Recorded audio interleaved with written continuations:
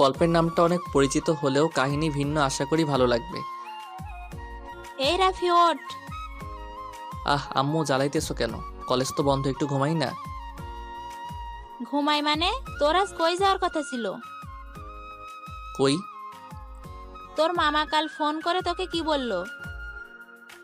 যেতে বলছে আর কি।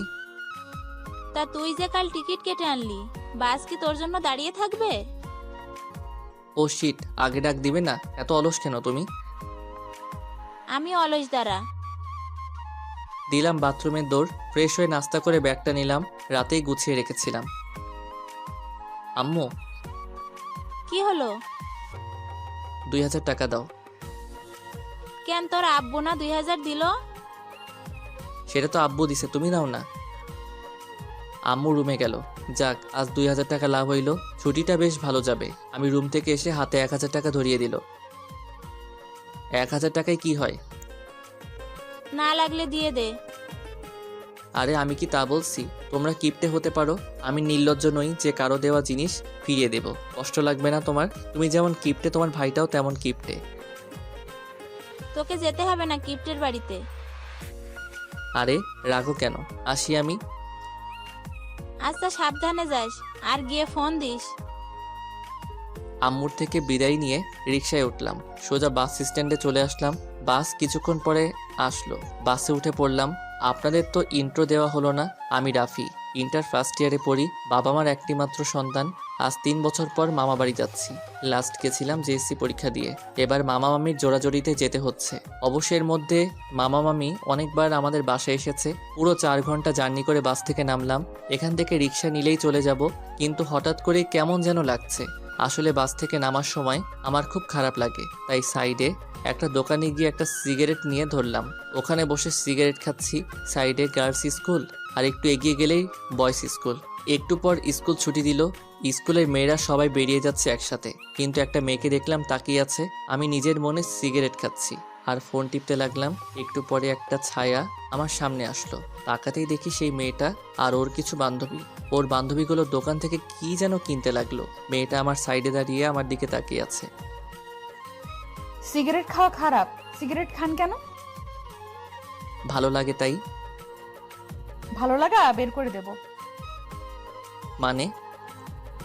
আজ থেকে সিগারেট খাওয়া বন্ধ করবেন। আমার বাপের টাকায় সিগারেট খাবো না গাঁজা খাবো সেটা আমার ব্যাপার। বলে সিগারেটটা ফেলে দিলাম, দিয়ে দোকান থেকে একটা কোক নিয়ে খেতে লাগলাম। হঠাৎ করে মেয়েটা এসে কোকটা নিয়ে খেতে লাগলো। অর্ধেকটা খেয়ে আমাকে দিল। Thank you. বলে মেয়েটি চলে যেতে লাগলো। এই পিচ্চি শুনো। মেয়েটি দৌড়ে আসার মতো হেঁটে আমার কাছে আসলো।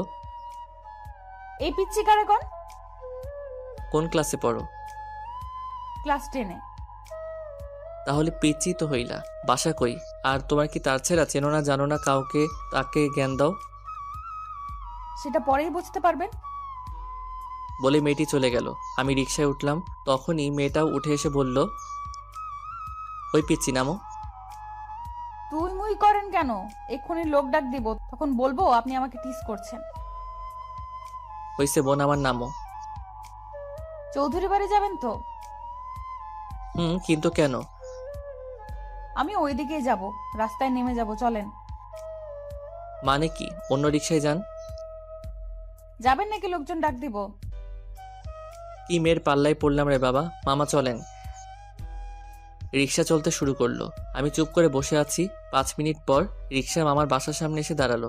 মেয়েটি নেমে গেল, ভাড়াটা দিয়ে বাসার ভিতরে চলে গেল। কি ব্যাপার, এই মেয়ে এই বাসায় গেল কেন? এই রে বিচার দিবে নাকি? আর যদি সিগারেট খাওয়ার ব্যাপারটা বলে দেয়, তাহলে মামা আমার ছাল তুলে ডুগডুগি বাজাবে। আমি তাড়াতাড়ি ভাড়া মিটিয়ে ভিতরে গেলাম। গিয়ে ঠাডা পড়লো মাথায়। প্রথম দিন মামার বাসায় এসে মামার কাছে কালারিং হতে হবে মনে হয়। এখনো তো দিন বাকি আছে। ভিতরে গিয়ে দেখি মেয়েটা নেই। কোথায় গেল খুঁজতে লাগলাম। তখনই মামা আসলেন। কিরে, এতক্ষণ লাগে আসতে? আরে রাস্তায় জ্যাম ছিল তাই দেরি হয়ে গেল। কেমন আছো মামা? ভালো, তাই এতদিন পরে মনে পড়লো আমাদের কথা। ও, তোকে আসতে বলছে কে? না আসলেও তো পারতি। রাগ করছো কেন? এখন থেকে মাঝে মাঝে আসবো, ঠিক আছে? যা ফ্রেশ হয়ে নে। বড় মামা কোথায়? অফিসে আছে, আসবে একটু পরে। আফরিন কোথায়? দেখ ভেতরে আছে। আমি ভিতরে এসে নিজের রুমে আসলাম। ফ্রেশ হয়ে আফরিনের রুমে গেলাম। কই রে ছাগল? ভিতরে ঢুকতেই পুরো শক খেলাম। সকালের পিচিটা শুয়ে টিভি দেখছিল। ওই পিচি, তুমি এখানে কি করছো? আমাকে দেখে উঠে আসলো। একদম পিচ্ছি বলবেন না, বললে গলা কেটে ফেলবো। আরে বাবা, পিচি তো পুরো ছোট লঙ্কা, নাক টিপলে দুধ বাড়ায় আবার। ওই, আমি আপনার থেকে 1 বছর 3 মাসের ছোট, তাতেই পিচ্ছি বলেন? ছোট তো বড় তো আর হতে পারবে না, পিচি পিচি থাকে, বড় আর হতে পারবে না। আরেকবার যদি পিচ্ছি বলেছিস তাহলে তোকে। তাহলে কি চোর কোথাকার মানুষের ঘরে ঢুকে বসে আছে? ওই আমার কাকার বাসা, আমার বোনের ঘর, আমি কি করব সেটা আমার ব্যাপার, তোর কি? কাকার বাসা মানে? ভাইয়া, ও বড় আব্বুর মেয়ে নীলা, ভুলে গেছো? কেমন আছিস? ভালো, তুমি? ভালো। আর তো আসিসই না আমাদের বাসায়। তুমিও তো আসো না। এই যে এখন এসেছি। খুব ভালো করেছো, এখন অনেক মজা করব আমরা। নীলা আমাদের কথাবার্তা শুনছে আর চুপ করে আছে। আপনারা হয়তো ভাবছেন নীলাকে। নীলা হলো আমার বড় মামার মেয়ে। নিজের মামা নয়, কিন্তু আমি নিজের মামাকে আর নীলার আব্বুকে এক চোখে দেখি। বুঝলেন না তো? আসলে আমার দাদুরা 2 ভাই। নীলার আব্বু বড় দাদুর ছেলে, কিন্তু সম্পর্কে যেন তারা এক মায়ের পেটের ভাই। ছোট থাকতে নীলার আম্মু মারা যায়, তাই নীলা সারাদিন এই বাড়িতেই থাকে। পাশে ওদের বাসা। তখনই মামি আসলেন। চল তোরা, খাবার রেডি, খেয়ে আয়। চলো, খুব ক্ষুধা লাগছে। আমি আর আফরিন পাশাপাশি বসলাম। নীলা সামনে বসলো। আমি আর আফরিন কথা বলতেছি আর হাসাহাসি করতেছি। নীলা শুধু তাকিয়ে আছে। খাওয়া শেষ করে আমি রুমে আসলাম, এসে দিলাম ঘুম। বিকেলে ঘুম থেকে উঠে আম্মুকে ফোন দিয়ে বললাম পৌঁছে গেছি। তারপর ফ্রেশ হয়ে ছাদে গেলাম। কিছুক্ষণ পর আফরিন আসলো। কি করো ভাইয়া? এই তো বসে আছি, বসো। আফরিন আমার পাশে বসলো। দুইজনে বসে গল্প করতে লাগলাম। এরই মধ্যে পিচ্চিটা আসলো।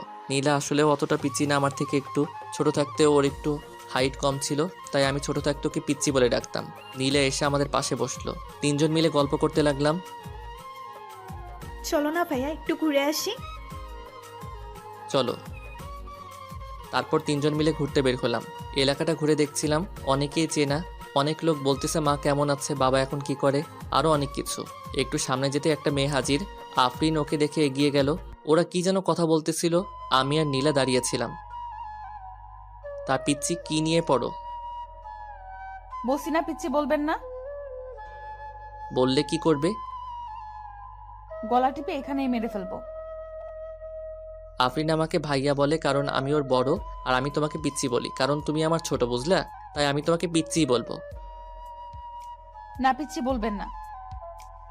তাহলে কি বলবো? কেন, আমার নাম নেই? কি পিচ্চি? বলে হাসতে লাগলাম। তখনই আফরিন আর মেয়েটি আসলো। রাফি ভাইয়া, এ হলো মাইশা আপু, তোমাদের সাথেই পড়ে। হাই। হ্যালো। তারপর মাইশা সহ ঘুরতে লাগলাম। মাইশা আমার দিকে বারবার আর চোখে তাকিয়ে আছে। আমি কিছু বলছি না, কিন্তু মেয়েটার একটু গায়ে পড়া স্বভাব আছে। আরও কিছুক্ষণ ঘোরাঘুরি করে বাসায় আসলাম। এসে ফ্রেশ হয়ে নাস্তা করলাম, করে বড় মামার বাসায় গেলাম, সাথে নীলা আর আফরিন। কেমন আছো মামা? আরে ইমন, আয় বাবা, ভালো আছি, তুই কেমন আছিস? ভালো। তুমি তো আর আমাদের বাসায় যাওই না। যাবো বাবা। তোমার শরীর কেমন আছে? ভালো আছে। শুন, আজ থেকে তোরা এই বাসাতে থাকবি। একলা একলা থাকতে ইচ্ছে করে না। নীলাও তো সারাদিন ওই বাসায় থাকে। আচ্ছা মামা, আমি তাহলে বলে দেই। আচ্ছা, বলে দে। তারপর আমি মামিকে ফোন করে বলে দিলাম আজ রাতে এই বাসাতেই থাকবো। রাতে খেয়ে ছাদে বসে আছি, পিছনে কারো যেন আওয়াজ পেলাম। পিছনে ঘুরে দেখি আফরিন দাঁড়িয়ে। কি রে, এত রাতে ঘুম নাই? ঘুম আসছিল না। আফরিন আমার পাশে বসলো। দুজনে গল্প করতে লাগলাম। আচ্ছা নীলা আমাকে আগে থেকে চিনলো কেমন করে? ও তো আমাদের বাসায় অনেক দিন ধরে যায় না। ও তোমার ছবি দেখেছে মায়ের ফোনে। ও। আরেকটা কথা কি জানো? বলো। নীলা কিন্তু তোমাকে পছন্দ করে। এত পাকনা হয়েছেন আপনি, তা কি করে বুঝলেন? আগে যখন আমরা তোমাদের বাসায় যেতাম ও শুধু তোমার কথা বলতো। তুমি আসার আগেও সারাদিন বলতো যে তুমি কোন দিন আসবে। আসলে নাকি ও খুব মজা করবে তোমার সাথে। বাহ, ভালো তো। ভালো তো মানে, দেখো তোমার ওর সাথেই বিয়ে হবে। আমাকে কি পাগল কুকুরে কামড়াইছে যে ওর মতো পিচ্ছি আর শয়তান মেয়েকে আমি বিয়ে করতে যাব? দেখো কি হয় পরে। হয়েছে, তোর পাকনামও বাদ দে। অনেক রাত হয়েছে, চল ঘুমিয়ে পড়ি। চলো। তারপর নিচে আসলাম, এসে রুমে গিয়ে ঘুমিয়ে পড়লাম। সকালে এসে নীলা ডাকছে, ওই পিচ্ছি যা এখান থেকে। আগে ওঠো। পরে উঠবো, এখন না। না, এক্ষুনি ওঠো, আমাকে স্কুলে নিয়ে আসবে। পাগল নাকি? নিয়ে যাবে কিনা বলো। পারবো না। ঠিক আছে, তাহলে আমি বাবা কাকা কাকি সবাইকে বলে দিচ্ছি তুমি কি খাও। এই রে সারছে, মামা যদি জানতে পারে তাহলে আমার খবর খারাপ করে ছেড়ে দিবে। ওই দাঁড়া দাঁড়া, কে বলেছে নিয়ে যাব না? তুই আমার পিচ্ছি বোন না? তোর জন্য এইটুকু তো করতেই পারি। ওই পিচ্ছি কে? হ্যাঁ তুই পিচ্ছি, আর আমাকে বোন বলবি না, মনে রাখিস। আফরিন যেমন আমার বোন, তুই আমার বোন। আর তোকে পিচ্ছি বলবো না, তুই তো আসলেই পিচ্ছি। ঠিক আছে, আমি সবাইকে বলছি যে তুমি কি খাও। আরে না, আমি তো মজা করছিলাম। আর পিচ্ছি বলবো না, তুই যা, রেডি হয়ে আয়। মনে থাকে যেন। নীলা চলে গেল। ধুরবাল, কি চিপাই যে পড়লাম। উঠে ফ্রেশ হয়ে রেডি হয়ে নিচে গেলাম। নিচে গিয়ে দেখি আফরিন আর নীলা রেডি। কিসে যাবি? বাইকে। আচ্ছা তোরা দাঁড়া, আমি নিয়ে আসছি। তারপর বড় মামার গ্যারেজ থেকে বাইকটা বের করলাম। বড় মামার বাইক খুব পছন্দ, তাই বাইকটা কিনেছিল, কিন্তু চালায় না। বাইকটা বের করে স্টার্ট দিলাম। অনেক দিন ধরে পড়ে থাকায় স্টার্ট দিতে একটু কষ্ট হলো। স্টার্ট দেওয়ার পর নীলা আর আফরিন উঠে বসলো। আমি বাইক চালাতে লাগলাম। নীলা একবারে জড়িয়ে ধরলো। ওই ছাগল, কি করছিস? ছাড়। ছেড়ে দিলে পড়ে যাবো তো। পড়বি না, ছাড়। পারবো না ছাড়তে। দূর, মর যা তুই। বলে বাইকের গিয়ার বাড়িয়ে দিলাম। 5 মিনিটে স্কুলের সামনে আফরিন আর নীলা নেমে গেল। বাই ভাইয়া। বাই। ওরা চলে যাওয়ার পর পাশের একটা দোকানে চা খেতে লাগলাম। একটু পর নীলা স্কুলের ভিতর থেকে বেরিয়ে আসলো। এখানে কি? চা খাচ্ছি। এখানে চা খেতে লাগবে না, বাসায় গিয়ে যত ইচ্ছে খাও। তখনই একটা মেয়ে আসলো। নীলা, কে হয় এটা? তোর ভাই? দেখতে কি কিউট।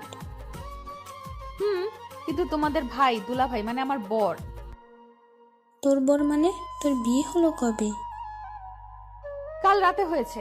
আর কিছু? এখন যা, ওর দিকে তাকাবি না। মেয়েটি কিছুই বুঝতে না পেরে চলে গেল।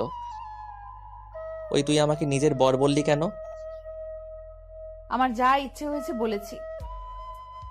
যা ভাগ সামনে থেকে, যা, তোদের স্কুলের একটা মেয়েকে পটিয়ে নিব। কতদিনে আর সিঙ্গেল থাকি। কুত্তা, মেরে ফেলবো। ওই ভুলে যাস না, আমি তোর বড় হয়ে সম্মান দিয়ে চলবি, বেয়াদব মেয়ে। তোর সম্মানের গুষ্টি কিলাই। এক্ষুনি বাসায় যাবি, না হলে আমি কাকাকে এক্ষুনি গিয়ে বলে আসবো। আরে চেতিস কেন? দেখ, আমি যদি একটা গপ পাই তাহলে তোরাও একটা ভাবি পাবি। ভাব বিষয়টা একবার। কথাটা বলার পরপরই নীলা পিঠে মারতে লাগলো। কুত্তা লুচ্চা, যা এখান থেকে। না, যাব না। আজ আমি গপ পটিয়ে যাব। তখন ওই সাইডে রাখা একটা লাঠি তুলে নিল। ওটা দেখে গাড়ি স্টার্ট দিয়ে দিলাম। টান। উফ বাবা, পুরো বেঁচে গেছি। বাসে এসে বাইকটা রেখে নাস্তা করলাম, করে ফোন টিপতে লাগলাম। তারপর বাইরে আসলাম। সাইডে দোকানে গিয়ে ক্যারাম বোর্ডে খেলতে খেলতে লাগলাম। সবাই প্রথমে মনে করেছিল আমি হয়তো লুল প্লেয়ার। পরে খেলা দেখে সবার মাথায় হাত। বাজিতে 2টা স্পিড জিতে নিলাম। তারপর বাসায় এসে গোসল করে দিলাম একটা ঘুম। কিছুক্ষণ পর কে যেন ডাকতে লাগলো। চোখ খুলে দেখি নীলা। কিরে পিচ্ছি, ডাকছিস কেন? পিচ্ছি কারে কও? বলছি না পিচ্ছি কইবা না। দাঁড়াও, এক্ষুনি কাকাকে বলছি। তাড়াতাড়ি করে বিছানা থেকে উঠে ওর হাতটা ধরলাম। না না বোন, আমার বলিস না, যেটা চাইবি সেটাই দিব। আবার বোন? আজ আর থামবো না। বলে নীলা মামাকে ডাকতে লাগলো। আমি গিয়ে ওর মুখটা চেপে ধরলাম। ওই চিল্লাস কেন? আর পিচ্ছি কইবা? না, যা আর কইব না। খালি এটা দিয়ে হবে না, একটা কিস দাও, তাহলে আর বলবো না। কি? সর সামনে থেকে, দূর হ। সেই হুস হুর। ঠিক আছে, দিতে হবে না, আমার পাওনা আমি নিজেই নিয়ে নিচ্ছি। কথাটা বলার পরে নীলা ওর ঠোঁট দুটো আমার ঠোঁটে লাগিয়ে দিল।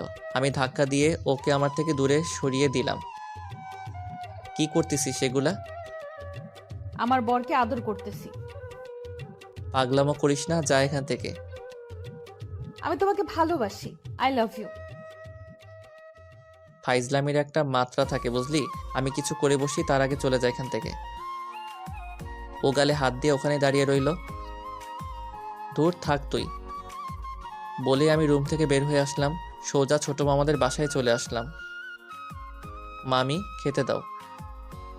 বস, দিচ্ছি। মামি খাবার দিতে দিতে বলল, নীলা কই? ওদের বাসাতেই আছে। তোকে ডেকে আনতে গিয়ে নিজেই আসলো না? কেন, ও খায়নি? না। আফরিন খেয়েছে। ও একটু আগে করলো। আচ্ছা তুমি দাঁড়াও, আমি নীলাকে ডেকে নিয়ে আসছি। খাবার রেখে বড় মামার বাসায় আসলাম। গিয়ে দেখি নীলা আমার রুমে বসে বসে কাঁদছে। ওই চল, মামি ডাকতেছে খাওয়ার জন্য। কি হলো, চল। যাব না আমি, কেউ নেই আমার, চলে যাও এখান থেকে। কেউ নেই মানে? আমরা নেই? না, আমি তো অনাথ, তাই তো মারলা। অনাথ বলেই তো সবাই করুণা করে। আমি অনাথ, তাই আমাকে ভালোবাসে না। যদি আমার মা থাক তাহলে তুমি ভালোবাসতে। এসব হলো তোমাদের ঢং, নিচে নিচে সবাই এক। যাও এখান থেকে। খুব লেগেছে তাই না? তুই বুঝিস না কেন? তোর সাথে আমার যায় না। আর ভালোবাসা এগুলো বোঝার জন্য তুই অনেক ছোট। এইসব সব মোহ একসময় কেটে যাবে। আমার কথা শুনে ওর কিছুই হলো না, আরও কান্নার গতি বাড়িয়ে দিল। আচ্ছা আমি সরি, এবার তো মাফ করে দে, আর কোনোদিনও মারবো না, যা। না, শুধু সরি বললে হবে না। তাহলে? তখন ও আমাকে ওর কাছে টান দিয়ে দুই ঠোঁট এক করে দিল। আমি ওকে সরাতে চাইলেও আমার দিকে আরও হেলে আসছিল। কিছুক্ষণ পর ছেড়ে দিয়ে দৌড় দিল। আমি এখনো আতঙ্কে আছি। একটু পর উঠে মামার আফরিনদের বাসায় আসলাম। এসে দেখি নীলা টেবিলে বসে খাওয়া দাওয়া করছে। আমাকে দেখে মুচকি একটা হাসি দিল। কি নাটকটাই না করলো এই মেয়ে, যে কেউ ফ্ল্যাট হয়ে যাবে। আমি চুপ করে টেবিলে রাখা খাবারটা খেতে লাগলাম, কিন্তু শয়তানিটা নিচ দিয়ে পায়ে গুঁতা দিতে লাগলো। আমি কিসে কম, পরের বার গুঁতা দেওয়ার সাথেই ওর পায়ে দিলাম চাপা। ও জোরে চিল্লানি দিয়ে উঠল। কি রে, কি হলো? কিছু না মামি। তারপর আমি খেয়ে বাইরে আসলাম। বাইরে বসে আছি, একটু পর আফরিন আর নীলা আসলো। নীলা আমার সাথে ঘেঁষে বসলো। আফরিন সেটা দেখে হাসতে লাগলো। এত বড় জায়গা থাকতে ঘেঁষে বসলি কেন? ভালোভাবে বসে থাকলে থাক, না হলে আপনি আসতে পারেন। বেশি কথা বললে কোলে উঠে বসবো। এই মেয়ের কথা বলা যায় না, সত্যি কোলে উঠে বসবে। থাক, এরকমই থাক। আফরিনা নীলা গল্প করতে লাগলো, আমি ফোন টিপতে লাগলাম। কেমন আছো রাফি? মাথা তুলে তাকাতেই দেখি মাইশা।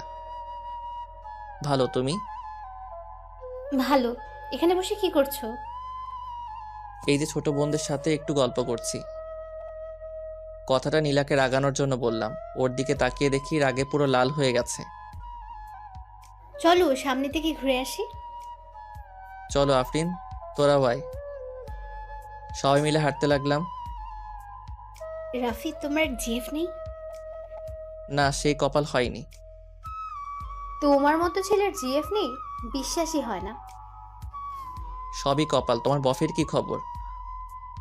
আমার কোনো বিএফ নেই। ও আসলে একটা কথা কি জানো? কি? যদি থাকে নসিবে আপনা আপনি আসবে। আশা করি নসিব যেন তাড়াতাড়ি আসে। আমাদের কথা শুনে নীলা শুধু রাগে ফুঁসছে। মনে হয় মাইশাকে মেরে দিবে। আফরিন ওকে কোনোভাবে শান্ত করে রাখতেছে। তারপর মাইশা যেটা বলল শুনে চোখ চরক গাছ হয়ে গেল। তুমি যদি চাও নসিব খুব তাড়াতাড়ি আসবে। মানে? মানেটা তুমিও জানো।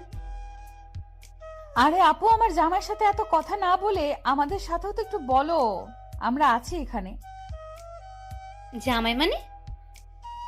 মানে রাফি আর আমার বিয়ে ঠিক হয়ে আছে, সেই হিসেবে ও আমার জামাই লাগে, আমি ওর বউ। তুমি আমাদের বড় আপু, তাহলে ওরও বড় আপু।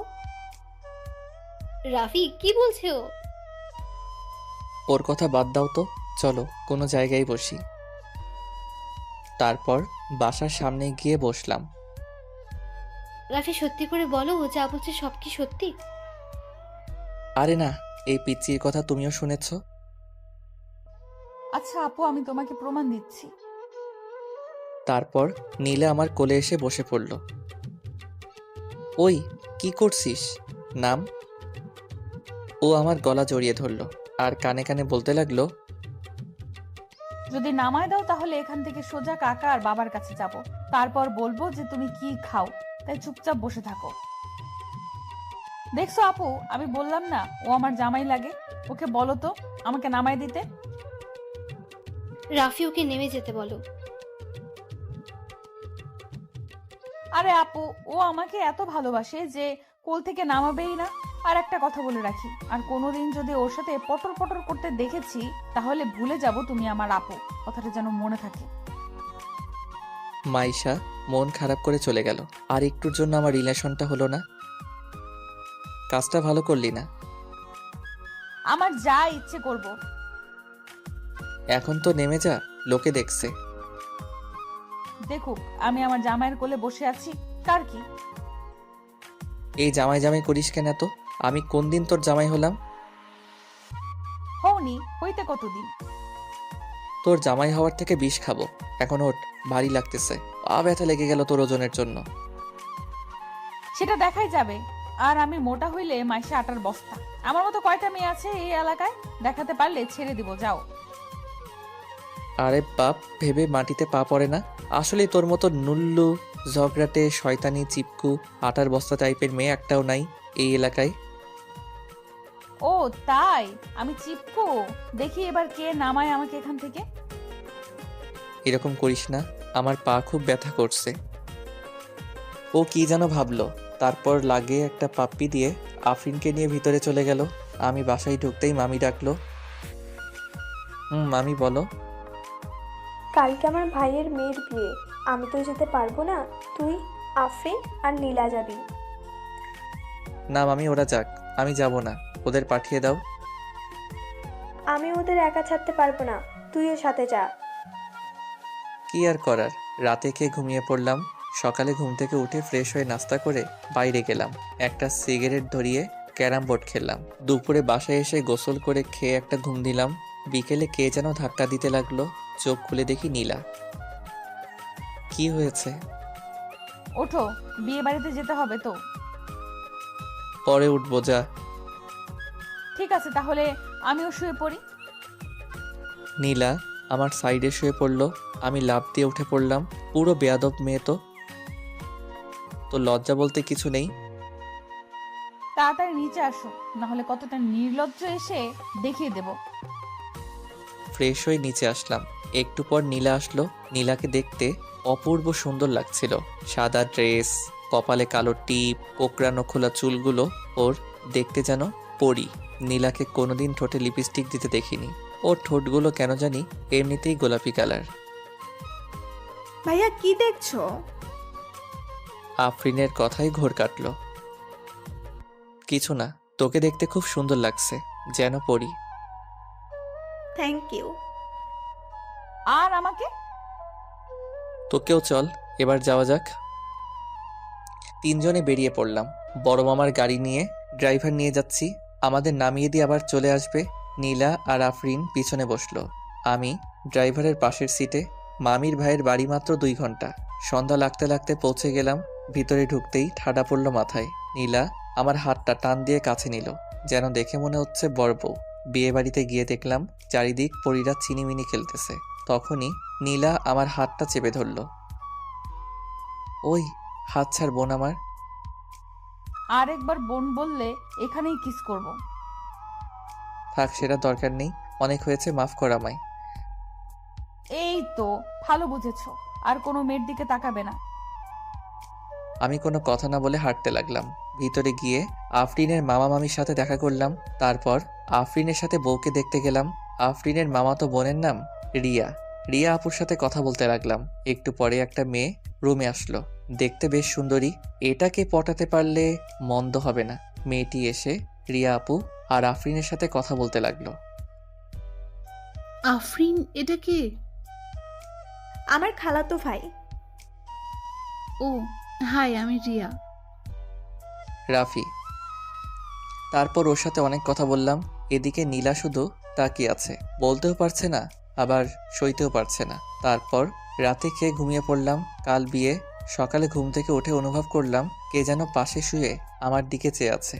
চোখ খুলতেই দেখি নীলা। তুই এখানে?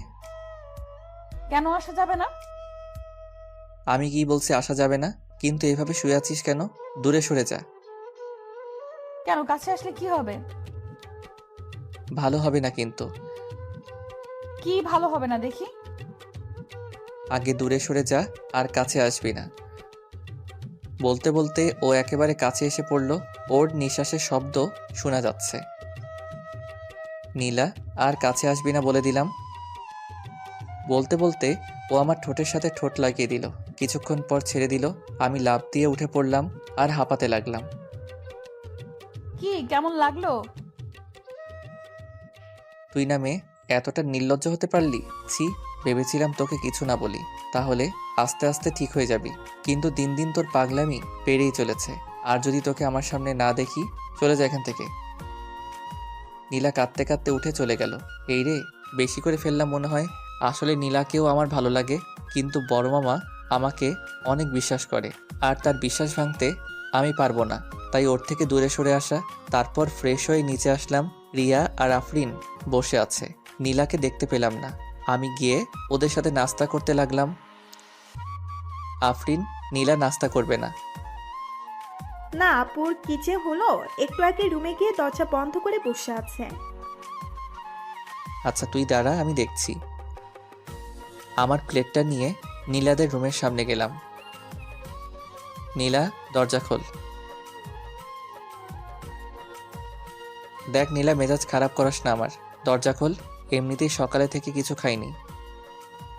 সবাই মেজাজ খারাপ করতে পারে, শুধু আমি পারি না। দরজাটা খুলতে বলছি তো। ও দরজাটা খুলে দিয়ে আবার বিছানায় গিয়ে শুয়ে পড়ল। কি হলো, শুয়ে পড়লি কেন? খাবি না?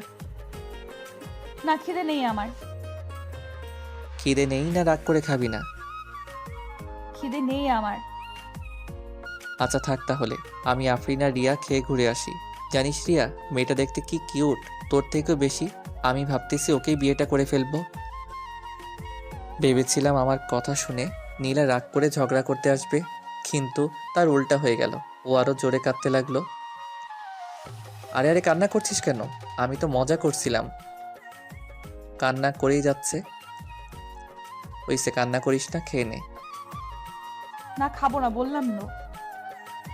এইদিকে তাকা। আমি ওর বিছানার পাশে বসলাম। বললাম না খাবো না। ওকে টেনে তুললাম, কিন্তু ও আবার জোর করে শুয়ে পড়ল। ধুর, আবার ওকে টেনে তুললাম। বললাম না খাবো না। চুপচাপ খেয়ে নে। ও ফুপিয়ে ফুপিয়ে কাঁদতে লাগলো। নে, হাঁ কর। কান্না করেই যাচ্ছে। খাবি না আর একটা দিব? ও চুপচাপ খেতে লাগলো। কান্নাটাও কমে গেছে। লেগেছে না খুব? না।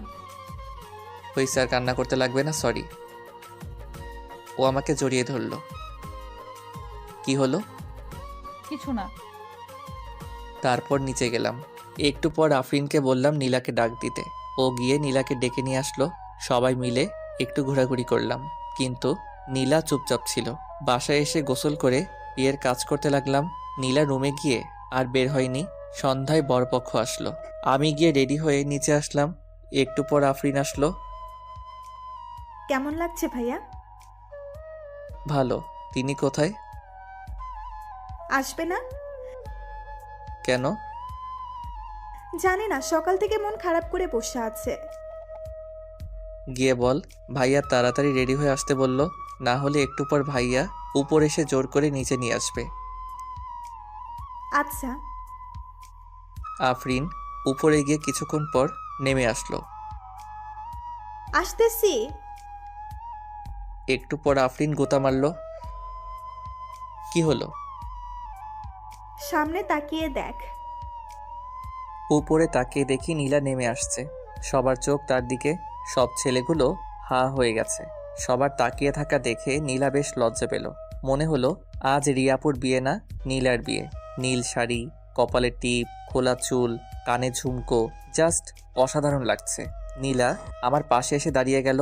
হয়তো জানতে চাচ্ছে কেমন লাগছে ওকে। আমার দিকে তাকিয়ে আছে। খুব সুন্দর লাগছে, একদম পরীর মতো। ওর দিকে তাকিয়ে আমার কথা শুনে নীলা মাথা নিচু করে মুচকি হাসতে লাগলো।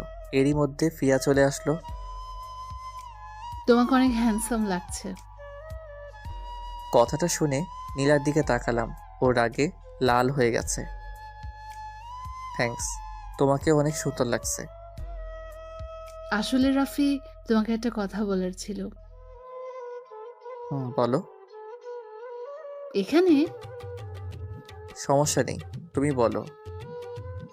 আসলে যেদিন তোমাকে দেখেছি সেদিন না আমি তোমাকে ভালোবেসে ফেলেছি। আমি তোমাকে ভালোবাসি রাফি। I love you. বলার সাথে ও আমাকে জড়িয়ে ধরলো। আমি এখনো আতঙ্কে আছি, কি করব বুঝতে পারছি না। নীলার দিকে তাকাতেই ও দৌড়ে কোথায় যেন চলে গেল। আমি ফিয়াকে নিজের থেকে ছাড়িয়ে নিলাম। দেখো ফিয়া, এটা কোনোভাবেই সম্ভব না। আমি নীলাকে ভালোবাসি, আর আজীবন ওকেই ভালোবেসে যাব। আমি নীলাকে কখন যে ভালোবেসে ফেলেছি তা আমি নিজেই জানি না। কিন্তু ওর চোখের জল আর ওর থেকে দূরে থাকা আর ভালো লাগে না। আশা করি তুমি বুঝবে। বলেই নীলাকে খুঁজতে লাগলাম। পুরো বাড়ি খুঁজে কোথাও পেলাম না নীলাকে। ছাদে গেলাম। গিয়ে ছাদের কোনায় কে যেন কাঁদছে। কোনায় গিয়ে দেখি নীলা মাথা নিচু করে বসে আছে। আমি ওর পাশে গিয়ে বসে পড়লাম। কি হলো, কান্না করতেছিস কেন? কি হলো বলবি তো? কিছু না, তুই যা এখান থেকে। নিজের হবু জামাইকে কেউ তুই তোকারি করে? তুই আমার জামাই হতে যাবি কেন? তুই ওই ফিয়ার কাছে যা, কুত্তা। ভুল হয়ে গেছে, আর হবে না। বলেই ওর কাঁধে হাত দিলাম, কিন্তু ঝটকা দিয়ে সরিয়ে দিল। ও কান্না করেই যাচ্ছে। যত ইচ্ছে কান্না কর, আমি এখানে বসে থাকলাম। ও কান্না করতে থাকলো। একটু কান্না কিছুটা কমে গেল। দুজনে ছাদের কোনায় বসে মেঘলা আকাশটা দেখতে লাগলাম। হঠাৎ করে বৃষ্টি পড়তে শুরু করলো। নীলা উঠে চলে যেতে লাগলো। আমি ওকে টান দিয়ে বুকের মধ্যে নিয়ে নিলাম। ও ছাড়ার জন্য ছটফট করতে লাগলো। আমি আরো শক্ত করে জড়িয়ে ধরলাম। I love you. আমি তোকে ভালোবাসি না। ঠিক আছে, লাগবে না তোর ভালোবাসা। আমি একাই তোকে ভালোবাসবো। ওকে আরো কাছে টেনে নিলাম। ছাড় আমাকে। না, ছাড়বো না। কি করবি? ছাড় কুত্তা, না হলে মেরে ফেলবো তোকে। আগে নিজে তো বেঁচে দেখা। ও ছটফট করতে লাগলো। এক শর্তে ছাড়তে পারি। কি? একটা কিস দে, তাহলে ছেড়ে দিব। পারবো না। আমি নিজেই নিয়ে নিচ্ছি। নীলা নিজেকে ছাড়ানোর চেষ্টা করতে লাগলো। এক সময় নিজেকে ছাড়িয়ে চলে যেতে লাগলো। আমি হাত ধরে টান দিলাম। আমি দেয়ালের সাথে মাথা দিয়ে বসে আছি। নীলা আমার উপরে। দুজনে পুরো ভিজে গেছি। নিচে হালকা আলোয় নীলার ঠোঁট দুটো দেখা যাচ্ছিল। নীলার গোলাপি ঠোঁট দুটো আমাকে টানছিল। এক অজানা উন্মাদনা সৃষ্টি হচ্ছিল মনে। আমি নীলার কাছে গেলাম। ও কিছু বলার আগেই নিজের ঠোঁট দুটো ওর ঠোঁটের সাথে লাগিয়ে দিলাম। বেশ কিছুক্ষণ পরে ছেড়ে দিয়ে হাঁপাতে লাগলাম। নীলা আমাকে কিল ঘুষি মারতে লাগলো। আরে আরে, লাগছে তো, মেরে ফেলবি নাকি? কুত্তা, আজ তোকে মেরেই ফেলবো। আর কোনোদিন কষ্ট দিবি আমাকে? বল। আরে লাগছে তো। লাগুক, তাতে আমার কি? আমি নীলাকে জড়িয়ে ধরলাম। ও আমাকে জড়িয়ে ধরলো। একটু পর বৃষ্টি শেষ হলো। চলো ভিতরে যাই, ঠান্ডা লেগে যাবে আর বসে থাকলে। আর একটু থাকি না। না চলো। নীলা আর আমি নিচে নেমে আসলাম, ফ্রেশ হয়ে নিচে গেলাম। একটু পর বউ চলে গেল, সবাই কান্নাকাটি করতে লাগলো। পরের দিন সবাই বরের বাসায় গেলাম, কিন্তু সেখানে গিয়ে ফিয়া আমার পিছন ছাড়তেছে না। মেয়েটার খুব গায়ে পড়া স্বভাব, নীলার চোখ এড়ায়নি, ব্যাপারটা খুব রেগে আছে। সন্ধ্যায় আমরা আফরিনের মামার বাসায় আসলাম। রাতে নীলা কথা বলেনি। সকালে ঘুম থেকে উঠে ফ্রেশ হয়ে সব কিছু গুছিয়ে নিলাম, কারণ আজ আমার বাসায় যাব। একটু পর ফিয়া আসলো রুমে, এসে আমাকে জড়িয়ে ধরলো। কি করছো? ওকে ছাড়িয়ে নিয়ে আমি তোমাকে ভালোবাসি রাফি, তুমি কেন বুঝছো না? I love. আমি মারিনি, নীলা মেরেছে। বেয়াদব মেয়ে, লজ্জা করে না তোর? এতদিন তোদের বাসায় ছিলাম দেখে কিছু বলিনি। এত গায়ে পড়া স্বভাব কেন তোর? আর তুই, তোকে আমি বাসায় গিয়ে দেখে নিব। বলেই নীলা চলে গেল। ফিয়াও গালে হাত দিয়ে চলে গেল। আমি রেডি হয়ে নিচে আসলাম। আফরিন আর নীলাও নিচে দাঁড়িয়ে আছে। সবার কাছ থেকে বিদায় নিয়ে আসলাম। বাসে উঠলাম, আমি একটা সিটে আর নীলা আর আফরিন আরেকটায়। সারা রাস্তা নীলা কিছু বলেনি, শুধু রাগী লোকে তাকিয়েছিল, মনে হয় খেয়ে ফেলবে। 2 ঘন্টা জার্নি শেষে মামার বাসায় আসলাম। আমি বাইরে ভাড়া দিচ্ছিলাম, তখনই ভিতরে কিছু ভাঙচুরের শব্দ পেলাম। আমি দৌড়ে ভিতরে গিয়ে দেখি নীলা সবকিছু ভাঙতিছে। ওই পাগলি হয়ে গেলি নাকি? আমাকে দেখে ফুলদানি ছুঁড়ে মারলো। সাইড হয়ে গেলাম, না হলে মাথা ফেটে যেত। সবাই ওকে আটকানোর চেষ্টা করছিল। আরে বলবি তো কি হয়েছে? আমি বিয়ে করব। ওর কথা শুনে সবাই পুরা শক খেলো। কাকে বিয়ে করবি? ওকে। ও এই ব্যাপার, আমি তো ভেবেই নিয়েছিলাম রাফির সাথে তোর বিয়ে দিব। আমি আজই বিয়ে করব। আজকেই? দিবে কিনা বলো? আচ্ছা ঠিক আছে, ওর বাবা মা আসুক, আজকেই বিয়ে দিব, কিন্তু জিনিসপত্র তো ভাঙা বন্ধ কর। তারপর নীলা উপরে চলে গেল। আমি তো হা হয়ে রইলাম। বড় মামা আব্বু আম্মুকে ফোন করে আসতে বলল। আব্বু আম্মু আসার পরপরই বিয়ে পড়ানো হলো। এখন আমি বাসর ঘরের সামনে, হঠাৎ কে যেন ধাক্কা দিয়ে ভিতরে ঢুকিয়ে দিল। বেস্ট অফ লাক ভাইয়া। আমার গলা শুকিয়ে আসছে। নীলা বিছানায় বসে আছে, আমি ওর পাশে গিয়ে বসতে যাব। আমার কাছে আসবি না? কেন? আসবি না বলছি মানে আসবি না। অনেক চেতে আছে, ভালোভাবে বুঝবে না। ঠিক আছে, আমি মাইশার কাছে গেলাম, ওকে বলে আসি যে আমি ওর সাথে রিলেশনে রাজি। তখনই নীলা আর টান দিয়ে ওর কাছে নিয়ে নিল, এতটা কাছে যে আমি ওর নিঃশ্বাস শুনতে পারছিলাম। আর কোনোদিন যাতে অন্য মেয়ের দিকে তাকানো না দেখি, মনে থাকে যেন। আমি মাথা নাড়িয়ে হ্যাঁ বলালাম। নীলা আর কিছু বলার আগে ঠোঁটের সাথে ঠোঁট মিলিয়ে দিলাম। বেশ কিছুক্ষণ পর ছেড়ে দিয়ে পাশে শুয়ে হাঁপাতে লাগলাম। আজ আমার জীবনের সবচেয়ে আনন্দের দিন, কারণ আমি আমার ভালোবাসার মানুষটাকে কাছে পেয়েছি। এবার ঘুমাও। নীলা আমাকে জড়িয়ে ধরে ঘুমিয়ে পড়ল। আমি ওকে জড়িয়ে ধরে ঘুমের দেশে পাড়ি জমালাম।